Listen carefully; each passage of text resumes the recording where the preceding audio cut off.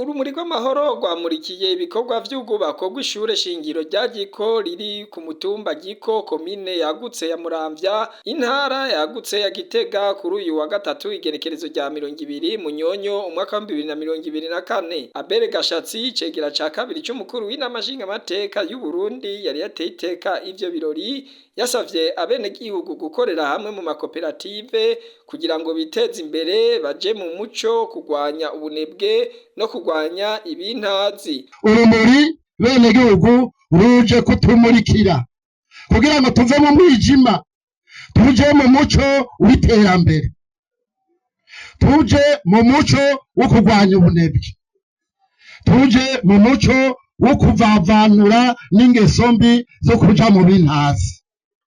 Urumuri rero tumurikire muri bwa bumwe twasabwa na nyene icubahiro umukuru w'igihugu. Banyabukeye, Banyamuramvya, uru rumuri nirutubere umuco, dufatane mu nda, twunge ubumwe, turwanye ico cose coza kidutandukanya, kuko tutagiye hamwe ngo dufatane amaboko twumve ko turi bene mugabo umwe, yambona kazoza y'igihugu ntaho twoshikako. Tutagiye hamwe twishimikije urumuri ngo dukorere hamwe mu makoperative, ngo dukorere hamwe mu kurimira hamwe, mu kwiteza imbere, ntidushobora gushika kuri rya terambere.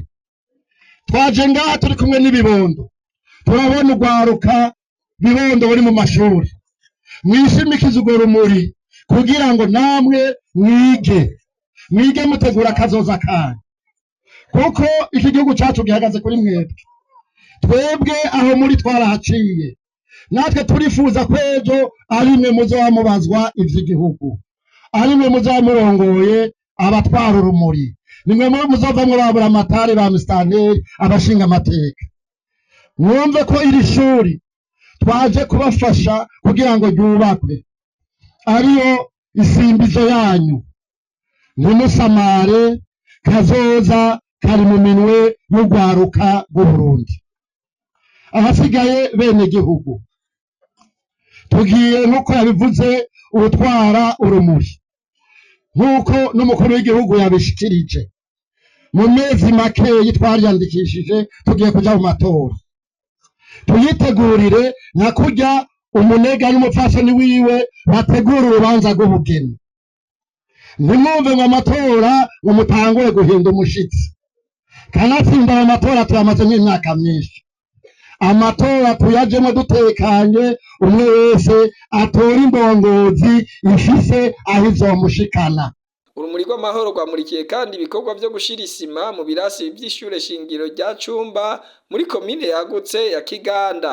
Epipode Baranyikwa asanzwe ari umukuru w'intwara rumuri yaciye atanga ubutumwa bw'urumuri rw'amahoro uyu mwaka, aho yasavye abenegihugu kuzitorera indongozi zikerebutse zizobashikana kuri yambona kazoza. Yasavye kandi amakomine yagiye hamwe baje hamwe batora imigambi bazoshira imbere.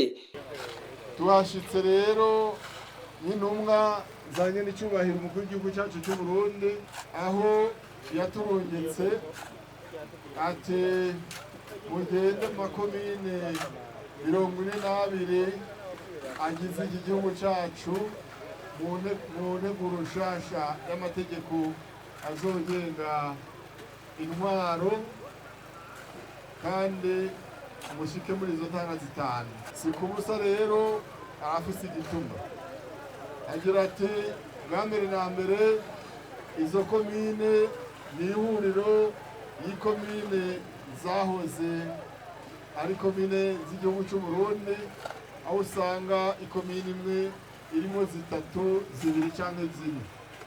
Aho rero no kuvuga yuko abenegihugu ubu bagiye kwegeranyirizwa mu ikomine imwe, bahora basangiye izirenga imwe. Rero benegihugu,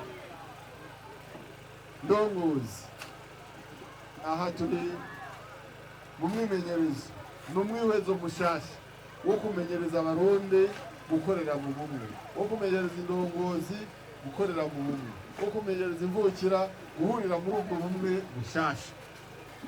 Ndibaza neza ntakekeranya yuko umushinga w'amatora mwamaze kuwushinga muri iyi minsi, hasigaye ko kumbure babereke indongozi muzotora. Indongozi rero twifuza zije imbere y'abenegihugu ni zimwe zifise ico zisumbije abandi, ni ba bantu bafise ico baza kwigisha abenegihugu babaganisha muri rya terambere rinyaruka, bave mu bukene, tubigisha ukuntu buva mu bukene vuba na bwangu.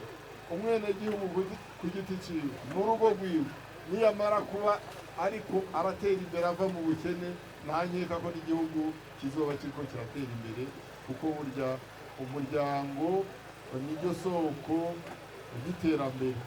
Iterambere mu muryango, iyo ibaye imiryango myinshi iteye imbere mu karere kamwe, akarere kaba gateye imbere, komine biteye imbere, intara biteye imbere, n'igihugu kiba giteye imbere. Inyuma y'ibikorwa iyo ntara ya kera ya Muramvya yaciye ihereza urumuri rw'amahoro intara ya kera ya Gitega, zose ziri mu ntara shasha yagutse ya Gitega. Kabaye n'akaryo keza aho urumuri rw'amahoro rwaciye rumurikira ibikorwa byo gutera amavoka ku mutumba Gisuru komine shasha ya Gitega. Urumuri rw'amahoro rwasanganiwe n'abenegihugu benshi cyane kwibarabara rikuru nimero 2 aho rwariko rwerekeza ku mugwa mukuru wa politike Igitega, rurongowe na buramatari w'iyo ntara ari kumwe n'imvukira zitandukanye. Narubonye rohongabana ungenga ntangura kwiyemera ungenga amahoro n'umusesekara ungenga kandi aboja birakomeye ungenga ubuhoro uteye imboka